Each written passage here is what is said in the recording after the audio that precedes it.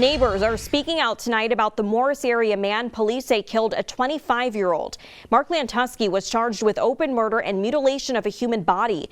This happened yesterday after police found the body of Kevin Bacon in his home over the weekend.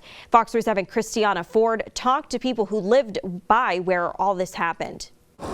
Morris ain't that big a town. You blink, you'll miss it. It's the kind of town you either grow up in or settle down in to stay out of the wind. We're all just farmers and deer hunters. I moved from Atlanta and thinking I was going to get away from the crowds and you know, all this kind of stuff. But here, I guess you never know who your neighbors are. Michael Parks found out a lot about his neighbor Michael Lansing back in November when a man running from his house showed up at his front door. About 4 in the afternoon, a kid showed up, pounding on my door, screaming hysterically, making a lot of noise. He had a rag over his mouth where he was bleeding from his face, and he had the phone to his ear.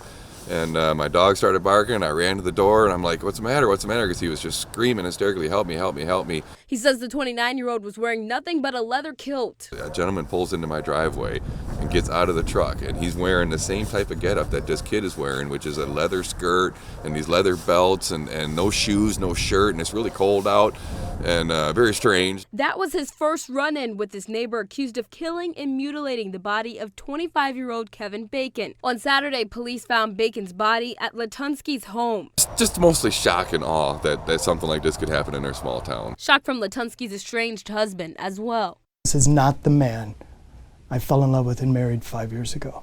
This is a monster. This is somebody I don't know. This is somebody who I don't recognize. The whole situation sending a chill throughout the community. Blew the neighborhood out. John Royce lives right next door and says he's known Lansing for years. The police asked me, if he was cable, and I said, I don't think so, but, you never know.